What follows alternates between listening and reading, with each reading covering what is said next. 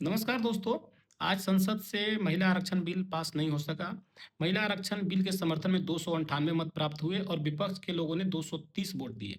महिला आरक्षण बिल को पास होने के लिए 352 सांसदों के समर्थन की जरूरत थी, क्योंकि वर्तमान लोकसभा में 543 सीटें हैं, जिसमें से 3 सीट वैकेंट हैं और 540 में से 12 सांसद आज वोटिंग के समय अब्सेंट रहे। तो बाकी के बचे 528 सांसदों में का 2/3 हिस्सा 352 होता है। तो बिल के समर्थन में 352 सांसद के समर्थन चाहिए थे, लेकिन वो सरकार नहीं जुटा सकी और ये बिल जो है लैप्स हो गया।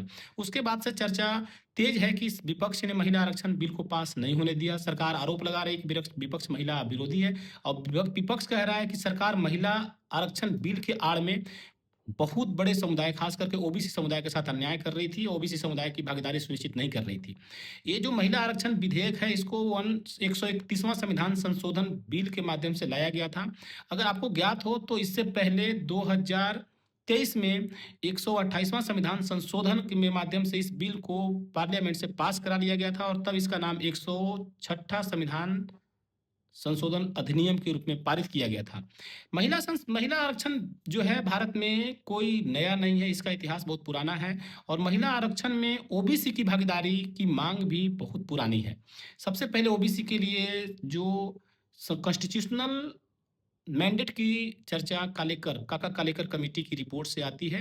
उसके बाद महिला आरक्षण विधेयक 1996 में एच डी देवगौड़ा सरकार के शासन में 81st कॉन्स्टिट्यूशनल अमेंडमेंट एक्ट के माध्यम से लाया जाता है। लेकिन तब भी ये सरकार, तब हमारे पूर्व स्वर्गीय सांसद श्री शरद यादव जी ने पार्लियामेंट में बहुत ही जोरदार तरीके से इस बात को रखा था कि महिला आरक्षण बिल पास हो, लेकिन महिला आरक्षण के अंदर आरक्षण की प्रॉपर व्यवस्था हो और ओबीसी की महिलाओं की भागीदारी सुनिश्चित की जाए।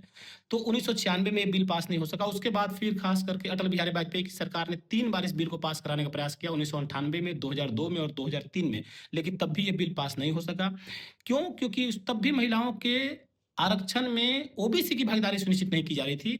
उसके बाद 2010 में यूपीए की सरकार आई, कांग्रेस की सरकार आई, तब इस बिल को फिर से पास कराने का प्रयास किया गया, लेकिन तब भी ये बिल लैप्स हो गया और तब कांग्रेस सरकार जो है महिला आरक्षण बिल जैसे था वैसे ही पास करने का प्रयास कर रही थी। तब भी कांग्रेस सरकार ने ओबीसी की भागीदारी देना सुनिश्चित नहीं किया था और तब समाजवादी पार्टी, राजद और अन्य क्षेत्रीय दलों ने इस बात का विरोध किया था और तब भी ये बिल जो है पार्लियामेंट से पास नहीं हो सका था।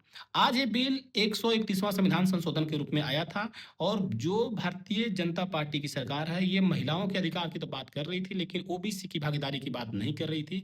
तो ये ओबीसी की भागीदारी जो है विपक्ष की पार्टियों का एक प्रमुख मुद्दा था, प्रमुख आधार था। विपक्ष दूसरा आरोप लगा रहा है कि जो महिला संशोधन विधेयक है, इसके आड़ में परिसीमन कानून को भारत सरकार पास करना चाह रही थी।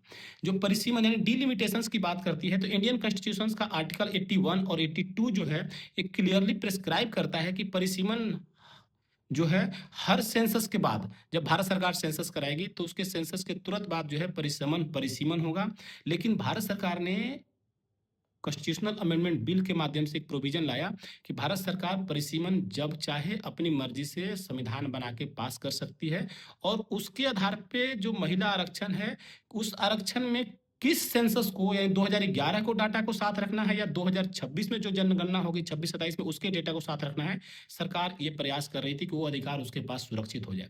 तो जो विपक्ष ये आरोप लगा रहा है कि महिला विधेयक की आड़ में सरकार खास करके परिसीमन कानून को पास करना चाहती थी और इससे विपक्ष के लोगों ने आरोप लगाया कि जो साउथ के स्टेट्स हैं, साउथ के स्टेट्स के साथ भेदभाव होता, उनकी हिस्सेदारी कम होती और इससे देश की एकता और अखंडता को खतरा था।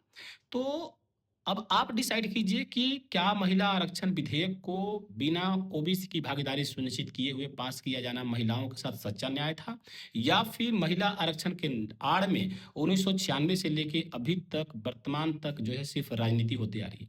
क्यों?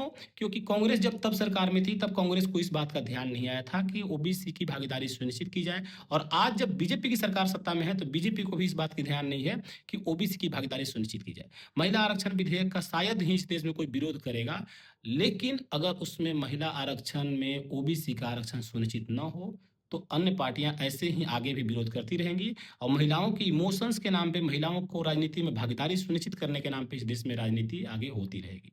आप खुद विचार करें कि महिला आरक्षण विधेयक बिना महिलाओं, ओबीसी महिलाओं के आरक्षण के साथ पास होना चाहिए या ओबीसी महिलाओं की भागीदारी भी उसमें सुनिश्चित होनी चाहिए?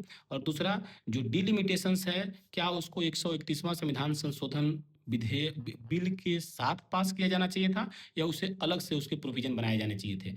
आप इस पे विचार रखें, अपना वक्तव्य रखें। धन्यवाद।